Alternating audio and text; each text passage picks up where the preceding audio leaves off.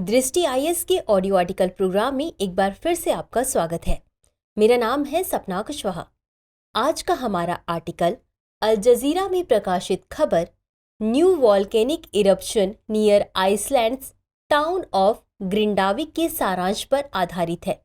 इसमें टीम दृष्टि के इनपुट्स भी शामिल हैं। यह आर्टिकल सामान्य अध्ययन प्रश्न पत्र 1 के भूगोल खंड से जुड़ा है। तो आइए आर्टिकल की शुरुआत करते हैं। बढ़ते हुए प्रदूषण का असर अब धीरे धीरे विश्व के हर कोने में दिखाई देने लगा है। ग्लेशियर तेजी से पिघल रहे हैं। संसार के अलग अलग हिस्सों में मौसम के पैटर्न में भी परिवर्तन आने लगा है।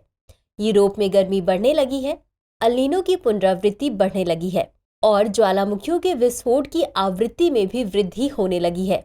स्मिथसोनियन इंस्टीट्यूशन के ग्लोबल वोल्केनिज्म प्रोग्राम के अनुसार वर्ष 2023 में दुनिया भर में 71 ज्वालामुखियों में विस्फोट हुआ था और वहीं साल 2024 में अब तक 57 ज्वालामुखियों में विस्फोट हो चुका है।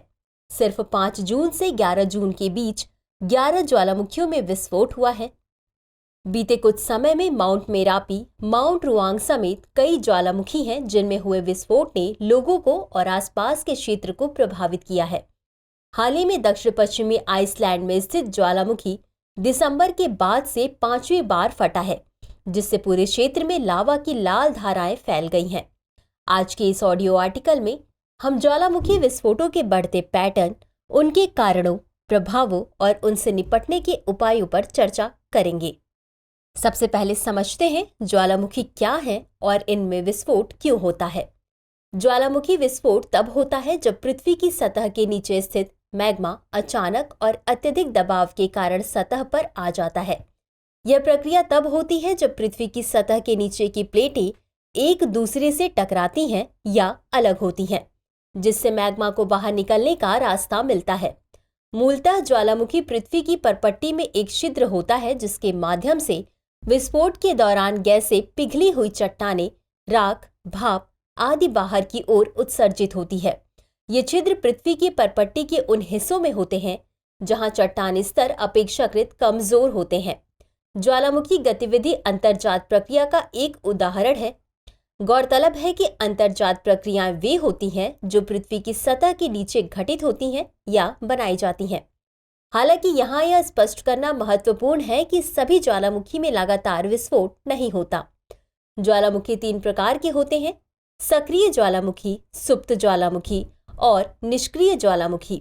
सक्रिय ज्वालामुखी वे होते हैं जिनमें थोड़े थोड़े समयांतराल में विस्फोट होता रहता है। इटली में स्थित माउंट एटना सक्रिय ज्वालामुखी का उदाहरण है। सुप्त ज्वालामुखी वे होते हैं जिनमें हाल के इतिहास में विस्फोट नहीं हुआ है, लेकिन भविष्य में इनमें उद्गार हो सकता है।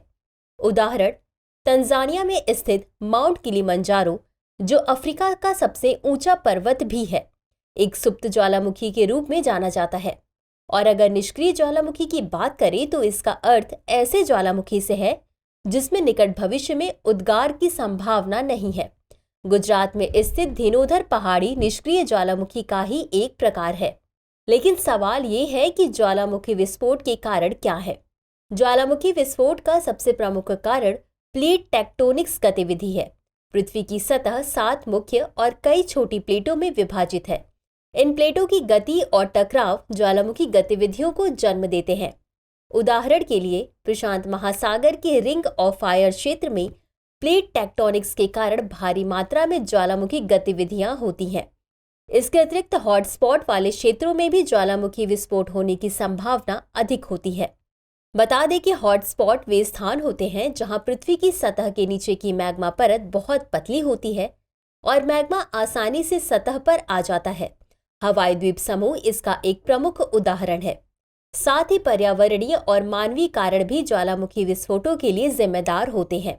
जलवायु परिवर्तन और ग्लेशियरों के पिघलने से ज्वालामुखी गतिविधियों में वृद्धि हो सकती है। ग्लेशियरों का पिघलना सतह पर दबाव को कम करता है, जिससे मैग्मा का उभार बढ़ सकता है। विभिन्न प्रकार की मानवीय गतिविधियां जैसे कि खनन और भूगर्भीय ड्रिलिंग भी ज्वालामुखी गतिविधि को प्रभावित कर सकती है। इन गतिविधियों से पृथ्वी की सतह के नीचे की संरचना कमजोर हो सकती है, जिससे विस्फोट की संभावना बढ़ जाती है। आइए अब जानते हैं कि इन ज्वालामुखी विस्फोटों का प्रभाव क्या होता है। ज्वालामुखी विस्फोट से बड़ी मात्रा में राख, धूल और गैसें वायुमंडल में फैलती हैं। यह सूर्य की किरणों को प्रतिबिंबित कर सकता है और वैश्विक तापमान में कमी ला सकता है। इसके अलावा सल्फर डाइऑक्साइड गैस की अधिकता से अम्लीय वर्षा हो सकती है। ज्वालामुखी विस्फोटों के कारण उत्पन्न हुई धूल और गैसें वायुमंडल के ऊपरी स्तरों में कई वर्षों तक रह सकती हैं, जिससे वैश्विक जलवायु पैटर्न प्रभावित हो सकते हैं। यह घटना ज्वालामुखी सर्दी के रूप में जानी जाती है।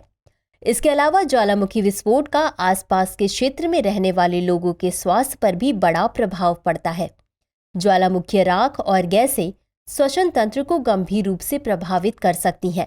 राख के कण सांस लेने में कठिनाई, अस्थमा और अन्य श्वसन समस्याओं का कारण बन सकते हैं। इसके अतिरिक्त ज्वालामुखी विस्फोट से जल स्रोत प्रदूषित हो सकते हैं और कृषि भूमि पर राख जमने से फसलें नष्ट हो सकती हैं।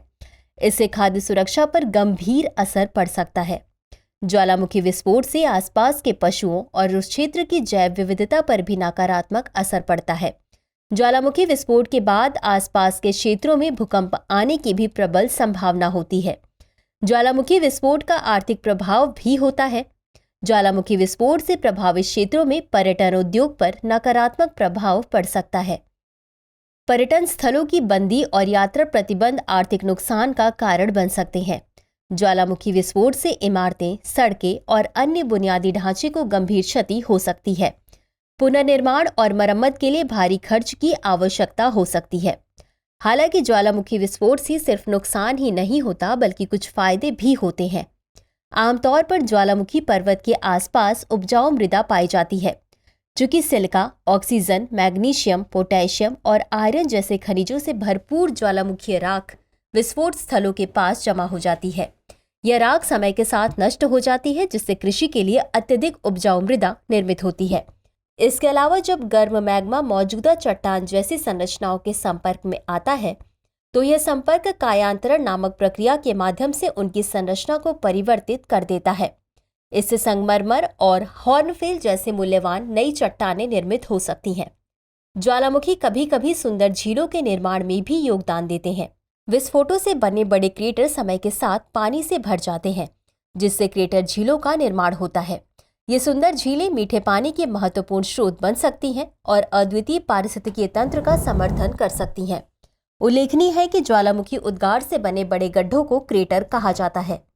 लेकिन सवाल है कि क्या ज्वालामुखी विस्फोटों को रोका जा सकता है, और यदि किसी स्थान पर विस्फोट हो ही गया तो बचाव के क्या उपाय अपनाए जा सकते हैं।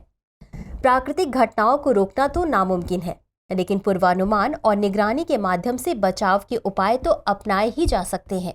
भूगर्भीय सर्वेक्षण और निगरानी उपकरणों का उपयोग करके ज्वालामुखी गतिविधि की निगरानी की जाती है। सिस्मिक, जीपीएस और गैस एनालाइजर जैसे उपकरण इन प्रक्रियाओं में मदद करते हैं। हालांकि एआई और मशीन लर्निंग तकनीकों का उपयोग करके ज्वालामुखी विस्फोटों की भविष्यवाणी और निगरानी को और अधिक सटीक बनाया जा सकता है। इसके अलावा ज्वालामुखी विस्फोट संभावित क्षेत्रों में आपातकालीन योजनाएं और अभ्यास आवश्यक हैं। स्थानीय प्रशासन और नागरिकों को हमेशा सतर्क और जागरूक रहना चाहिए, क्योंकि ज्वालामुखी क्षेत्र के आसपास हमेशा ही विस्फोट का खतरा बना रहता है।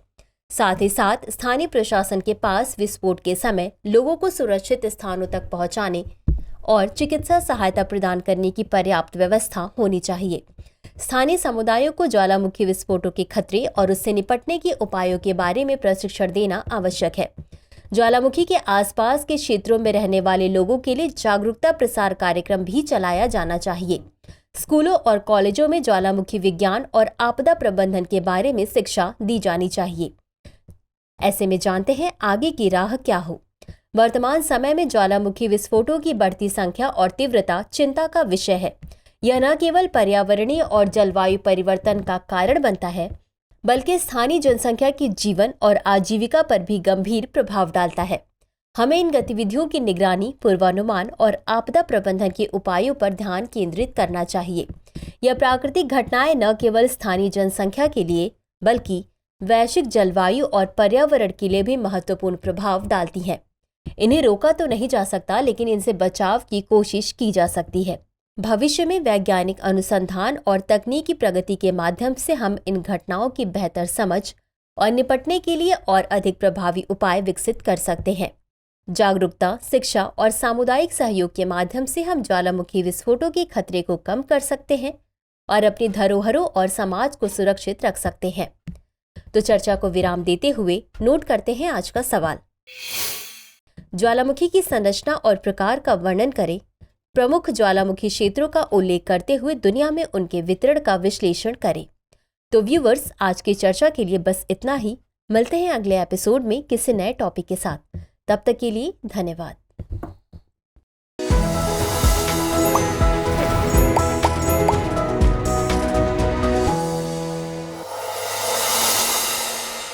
डियर व्यूअर्स, अपने एग्जाम की तैयारी को और बेहतर करने के लिए हमारे चैनल को लाइक, शेयर और सब्सक्राइब करना न भूलें।